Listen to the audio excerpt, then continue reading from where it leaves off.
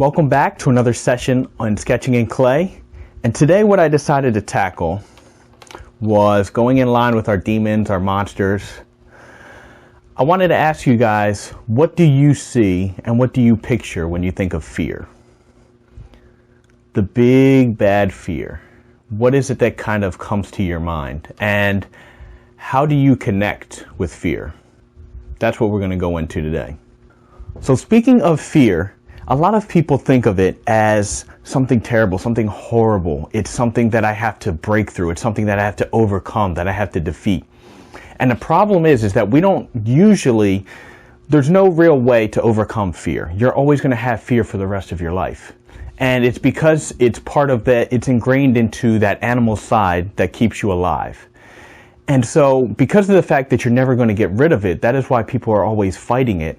And they always end up feeling overcome or defeated. So when you think of fear, is it a wall? Is it something that holds you back? Or do you look at it as an obstacle to where you have to overcome it or you have to defeat it? And you're hoping to get to one point to where you don't have fear anymore.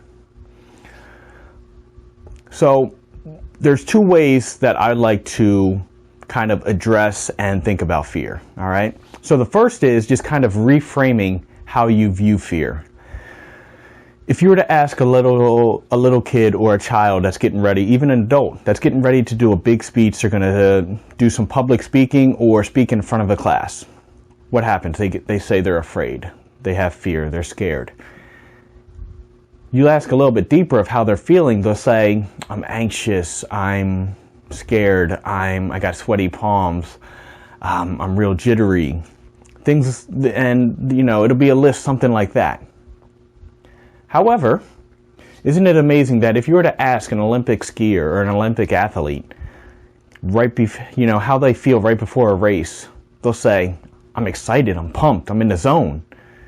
And then you go a little bit deeper and they'll say, I'm a little anxious, I'm a little giddy, I'm ready to go, I'm all kind of juiced up, my hands are sweating, I got a little bit of, I'm a little scared, but I'm also super excited.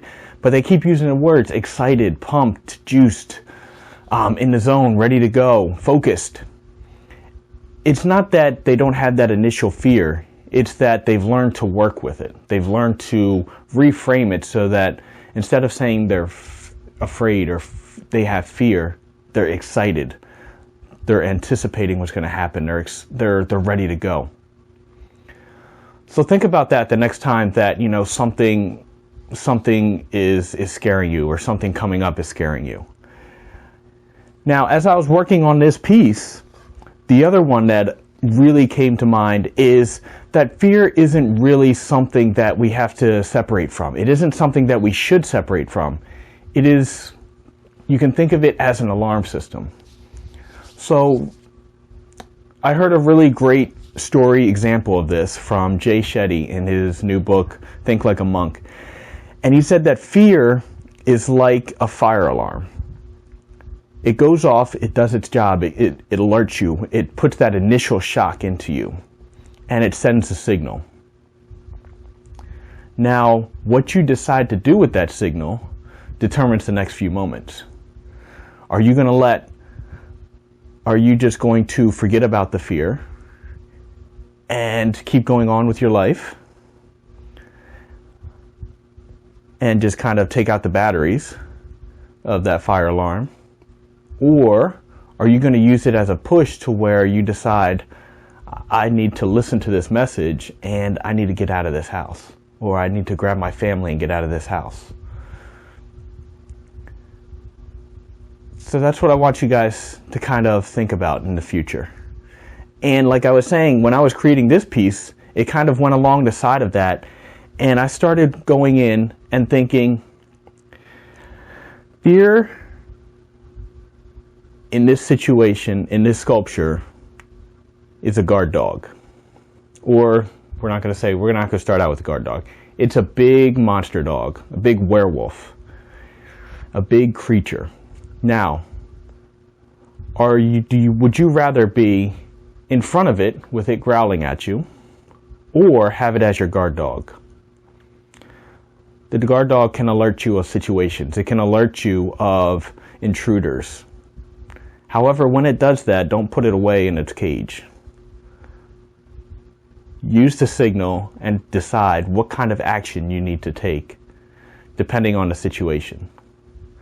Maybe you need to run. Maybe you need to run or be a little bit more careful because you're on the edge of a cliff.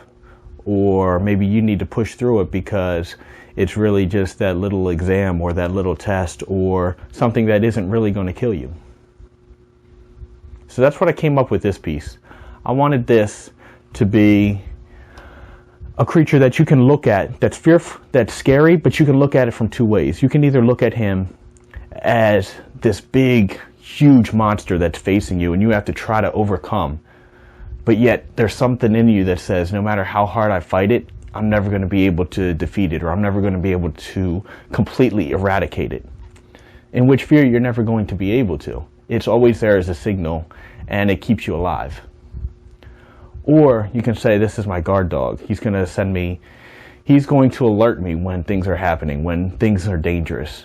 And then when I'm alerted, then I will take my time, and I will assess the situation and do what I need to do. So hopefully you guys have got a little bit from this. You've enjoyed this, and go out there, use your creativity as a tool, have fun, and really just plow through anything that comes through your way. Try to make friends with fear and use it and think of it more as an alarm and a notification rather than a wall that's holding you back. Thank you guys for watching. Have a blast. Go out there, get creative, and I will see you guys later on this week.